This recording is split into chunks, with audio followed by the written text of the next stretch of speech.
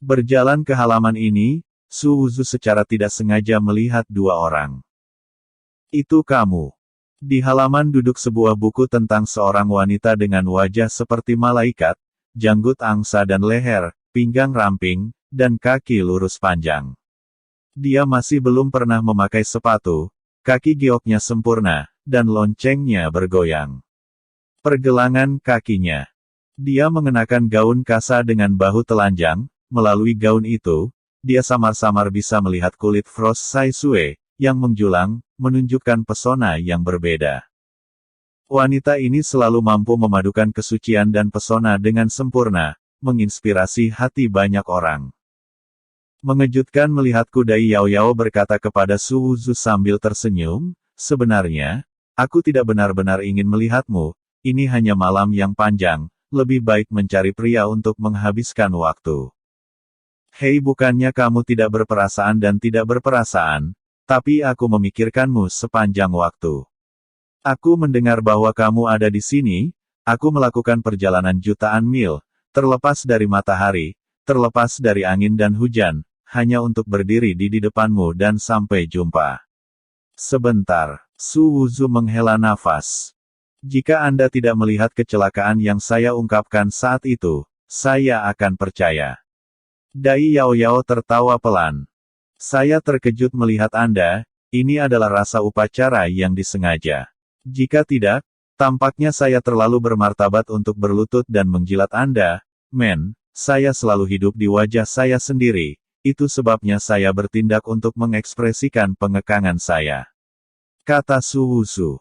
Dai Yao Yao tersenyum, lebih bahagia memikirkan saya sepanjang waktu tidak dilindungi undang-undang. Ya, saat aku melihatmu, semua wajah pria dan akting pendiam hilang. Hanya ada kamu di mataku, aku hanya ingin mengekspresikan emosi yang paling langsung, di mana aku bisa mengingat yang lain. Senyum di wajah cantik Dai Yao Yao bahkan lebih makmur, seperti kembang sepatu yang mekar, yang membuat orang pusing. Jika kamu mengucapkan kata-kata manis lagi, mungkin aku bisa ditipu olehmu. Mata indah Dai Yao Yao seperti air, berkilauan. Apa gunanya menipu? Seseorang sebenarnya, saya tidak ingin berbicara lebih banyak ketika saya melihat Anda. Selama saya bisa duduk diam di depan Anda dan meniup angin yang sama seperti Anda, saya merasa seperti memeluk Anda. Su Wuzu menghela nafas.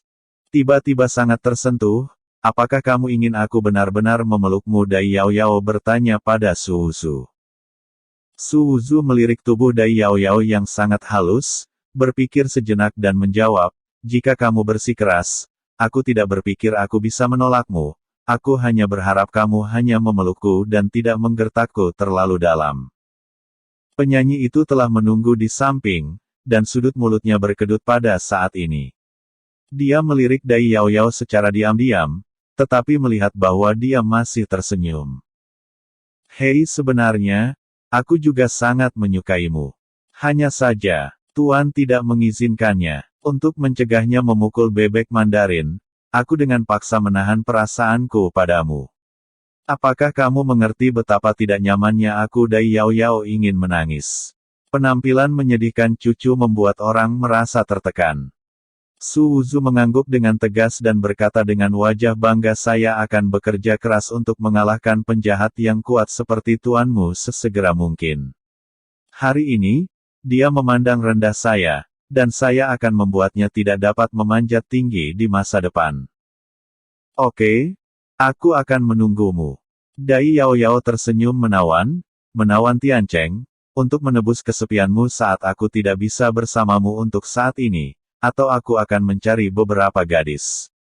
Untuk menemani Anda, pavilion, ini adalah industri sekte saya, Anda mengatakan yang mana atau beberapa yang Anda suka, saya dapat membantu Anda mengaturnya. Su Wuzu terkejut, dia tidak menyangka bahwa tempat Feng Yue terbesar di Jicheng sebenarnya dimiliki oleh rumah Dai Yao Yao. Dari mulut Yu Feng, saya mengetahui bahwa wanita ini dari jalan iblis. Mungkinkah iblis darah itu benar-benar berkolusi dengannya di dalam dan di luar? Prajurit yang dibunuh oleh iblis darah memang prajurit yang terkenal dan baik. Ada satu hal yang menghasilkan uang, apakah kamu melakukannya? Dai Tianyao bertanya pada Su Wuzu. Apa yang menghasilkan uang? Su Wuzu bertanya. Seseorang menderita penyakit serius. Keterampilan medismu bagus. Bagaimana kalau membantunya mengobati penyakit serius itu? Dai Tiantian bertanya kepada Su Wuzu. Su Wuzu melirik Dai Tiantian, dan berkata dengan jijik, apakah Anda pikir saya adalah orang yang kekurangan 300 tael? Sekarang saya juga orang yang berstatus sekarang, bagaimana saya bisa sujud untuk 300 tael? Benar-benar tidak sembuh? Tanya Dai Tiantian. Saya tidak miskin sekarang, bagaimana saya bisa mempermalukan martabat keterampilan medis saya hanya dengan 300 tael? Kecuali, menambah uang. Su Wuzu menjawab. Dai Tiantian memandang Su Wuzu dengan wajah kesal dan berkata, kamu duduk di tanah dan menaikkan harga. Tidak mungkin, orang-orang dengan keahlian sangat arogan, jawab Su Wuzu. Berapa banyak yang harus kamu tambahkan? Dai Tiantian menggigit bibirnya yang halus dan memandang Su Wuzu dan berkata, terlalu tinggi untuk disembuhkan. 1000 tael? Su Wuzu bertanya ragu-ragu. Terlalu mahal? Dai Tiantian menghela nafas dan berkata, aduh, itu tidak masalah, selama kamu bisa membantunya bernegosiasi, 1000 adalah 1000, dan aku tidak kekurangan dalam hal itu.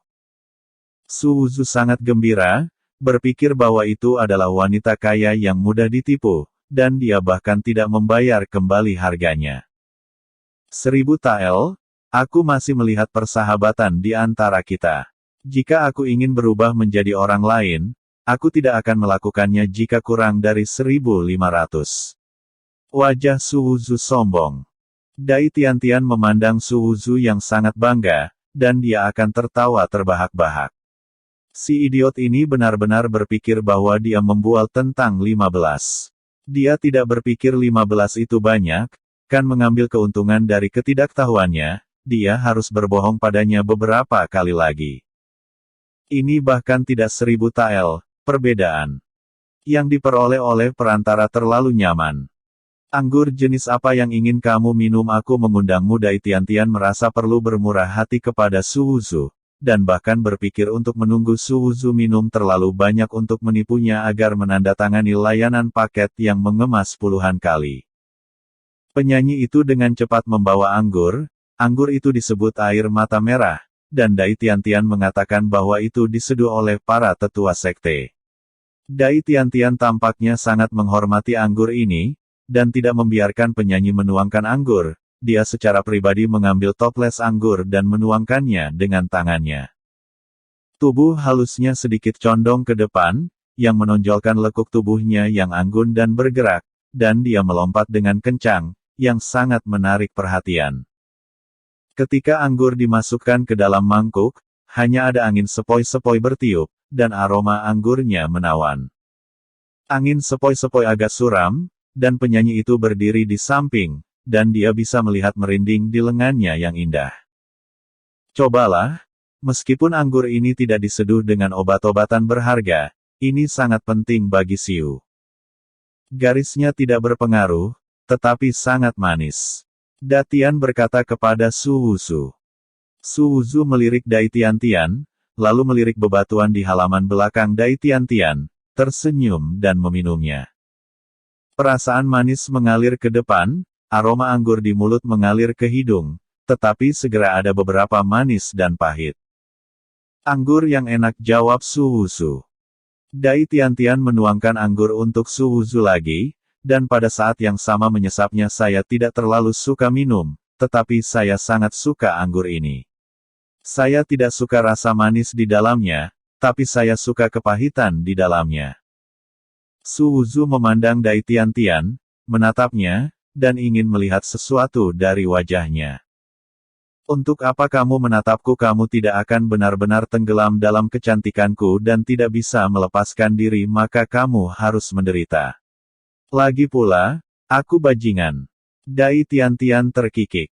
Tidak ada bajingan, semua gadis cantik adalah peri. Adapun saya sebenarnya orang yang jujur. Jika Anda sudah cukup bersenang-senang, datanglah kepada saya, kata Su Wuzu. Anda bisa menjadi sangat cepat, dan sekarang Anda adalah orang yang jujur. Apakah kamu tidak suka menjadi bajingan lagi? Dai Tianyao bertanya.